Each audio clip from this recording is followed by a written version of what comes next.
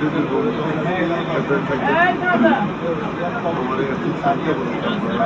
অনেক সম্পদের মাটি বাইর লোকের কৌটে ট্যাঙ্কগুলো আছে এখন ঠিক আছে তো প্রধান রেলের চিফের মিনিস্টার জমা পানি গাছ কমলগঞ্জ হ্যাঁ 3 মন্ত্রী কমলগঞ্জ আপনি কি তাহলে টাকা লইবেন আমি টাকাটা নিয়ে আমি আপাতত আমার ভাইয়ের চিকিৎসার ওষুধটা আস্তে আস্তে বাই করতে হবে বাই দিস মানি মেডিসিন কতদিন থেকে আপনি এটা টাকা লইবেন 47 ইয়ার তো আগে